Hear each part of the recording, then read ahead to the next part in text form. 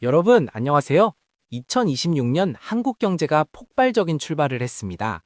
2026년 1월, 우리나라 수출은 전년 동월 대비 33.9% 증가한 658억 5천만 달러를 기록하며 역대 1월 중 최대 실적을 달성했습니다. 월 기준으로도 처음으로 600억 달러를 돌파했는데요. 이게 얼마나 대단한 기록인지, 그리고 왜 이런 일이 일어났는지 오늘 자세히 알아보겠습니다. 먼저 이번 수출 실적이 얼마나 대단한지부터 볼까요? 2026년 1월 한국의 수출은 전년 동월 대비 33.9% 증가한 658억 5천만 달러를 기록했으며 이는 2021년 6월 이후 가장 강력한 수출 성장입니다. 세 가지 역대급 기록을 세웠습니다. 첫째, 역대 1월 중 최대 실적입니다. 지금까지 1월 수출 중에서 가장 높은 금액이에요. 둘째, 월 기준으로도 처음으로 600억 달러를 돌파했습니다. 한 달에 600억 달러 이상을 수출한 건 대한민국 역사상 처음이에요. 셋째, 8개월 연속 해당 월 기준 최대 실적을 갱신하고 있습니다. 작년 6월부터 매달 기록을 깨고 있다는 거죠. 무역 수지는 87억 4천만 달러 흑자를 기록했습니다. 이는 역대 1월 중 최대 흑자 규모로 지난해 2월 이후 12개월 연속 흑자 기조를 이어갔습니다. 이런 폭발적 성장의 1등 공신은 누구일까요? 바로 반도체입니다.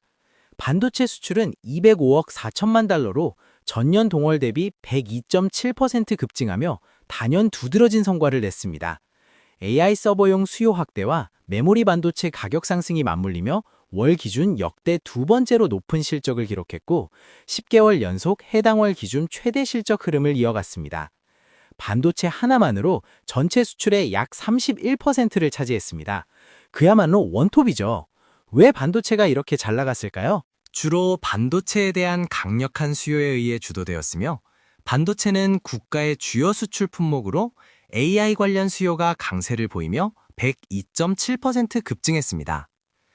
챗 GPT나 클로드 같은 AI 서비스들이 폭발적으로 성장하면서 AI 서버에 들어가는 고성능 메모리 반도체 수요가 급증한 거예요.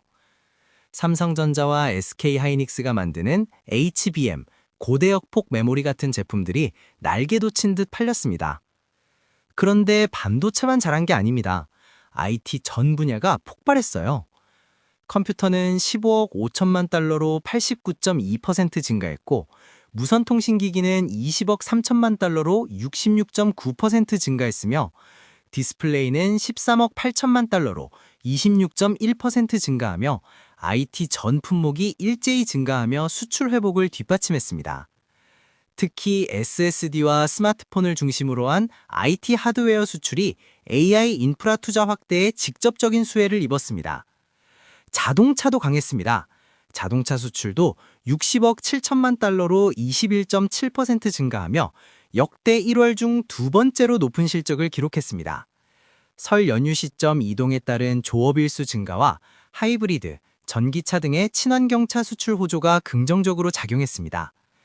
자동차 21.7%, 무선통신기기 66.9%, 컴퓨터 89.2%, 석유제품 8.5%의 해외 출하도 증가했습니다.